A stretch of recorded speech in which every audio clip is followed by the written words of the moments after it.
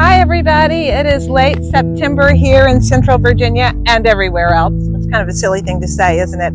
And today I want to go and see how my pumpkin and my butternut squash are doing.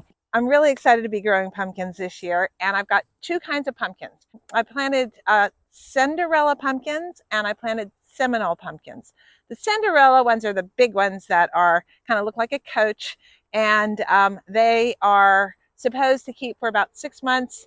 Most people use them for decoration, but I've actually used them before when I bought them at farmers markets for pies, and and for baking, and they're delicious. Um, and the other kind of pumpkin I'm growing are small pumpkins called Seminole pumpkins, and those are definitely good for baking and roasting and cooking and all sorts of culinary uses, and they look very cute too.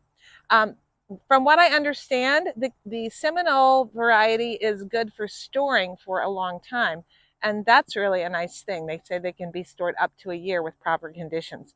My trick will be, do I have the proper conditions? So let's go take a look at the pumpkins, and we'll do a count to see how they are going. I don't think they're ready to pick quite yet. I planted pumpkins in 3 places. I think I have a total of, let's see, 1, 2, 3, 4, 5 plants. All right, so this is Cinderella pumpkin number 1, which is coming off of the original pumpkin vine, which was planted around the 1st of June, or maybe late May, the very end of May. Let's go to pumpkin number 2 over here. Oh, this is a beauty. This is a large pumpkin. Oh man, and when I lift it, it's got to be a good 20 pounds or more. The stem is still green, and so I am not going to cut this off of the vine yet. It's only late September, and I think these are going to just keep ripening. I think it's better to keep them on the vine to ripen up if possible. That's beauty. So that's pumpkin number 2 off of vine number 1. I have to battle this zinnia jungle to get over there. Here's a pepper plant here, cayenne pepper. This area just sort of got crazy. Well, at this time of year, it is an unruly garden, and that's fine with me. I'll just show you a little peek of something cool, though. These snapdragons here, this is their second bloom. They bloomed early in the summer, and they sort of died back, and then they came out again, and they're just so pretty. I'm sorry, I digress. I just have garden enthusiasm. All right, so here is pumpkin, vine 1, pumpkin number 3. These are so pretty. And you can hear that it is ripening up. I might turn it so it faces the sun a little bit more there, because see the green on this side? I want this to ripen up all the way. And here is vine 1, pumpkin 4, which is a little bit smaller. I am so excited to be growing pumpkins. I'm so excited to be growing everything. Check that blue sky out behind me. This really looks dreadful, doesn't it? But it's actually been an incredibly productive bed. This is the bed that I made just with the turned over sod, and I put the hay down on top of it, and I plunked a last afterthought Seminole pumpkin in here and a bunch of cantaloupes. Cantaloupes are long done, and I had 3 cantaloupe plants in here, and I got a number of huge, beautiful cantaloupes earlier.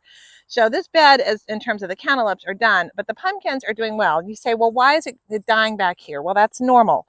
The plant is actually producing quite a few pumpkins. Let's see if we can go on a little hunt here for these pumpkins. Here's the outlier, the smallest one here, and it's just a little tiny Seminole pumpkin. So that's one. I'm going to actually pull away the grass so that it can actually get some of that sun on it. So that's 2. Here's number 3. Here's plant number 4. Peekaboo. I don't know who you are. Plant number 5. Here's what they look like when they're first forming. All right, now here's kind of a crossroads of pumpkins right here. I've got one plant that's growing out from this way and one plant that's growing out from this way. But under here, I've got 1, 2, 3, 4 pumpkins. We're still getting pumpkin flowers. Okay, here we go. Here is a Seminole from the second planting, and 2 of the Cinderella pumpkins here from that second planting. And here is one of the original plants, Seminoles. This one is just about ready to pick. All right, so sometimes mistakes are made, and this is one of my mistakes today. Here's a pumpkin, and it is not completely ripe, but when I went to pick it up, it fell off the vine. So I don't know. Now this is it's still a little bit green. It should be uniform color, although the skin is fairly hard on it. But I should have, well, I didn't intend to pick this pumpkin. It just fell off the vine. So because it doesn't have the stem on it, I am going to actually take this inside. I'm going to put it in a sunny spot, let it cure up a little bit more, and then it's going to become soup sooner rather than later, because without the stem, the bacteria can get in here easily. So we want to be really careful with that.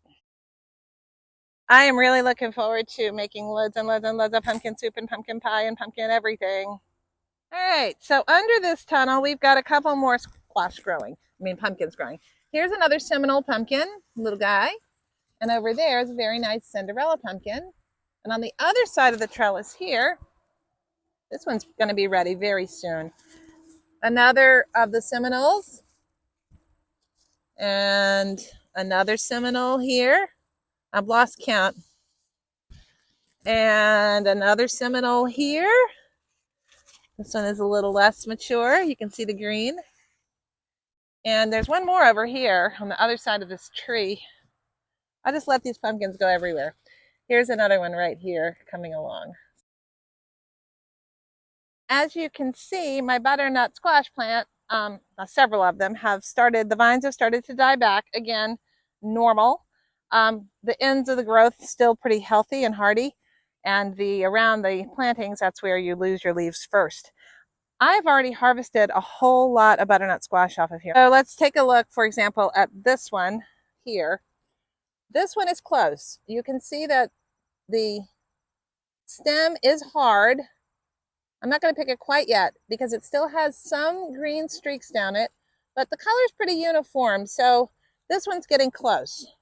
This little guy, however, not close. It's a smaller one, but you can see it's not quite that golden tan color. It's got a fair amount of green streaks in it, and the stem is still very much green. Oh, that's a nice size one. This I'm going to let go just a little bit more too. This one, let's see. Let's try to put our fingernail test in there. Well, it's pretty hard, but you get a little bit of an indentation. I think that was pretty ready pretty soon. All right, so I'm going to take my pumpkin and go home. No, I am home. Thanks for watching today. I hope your garden's growing well. Take care. Bye.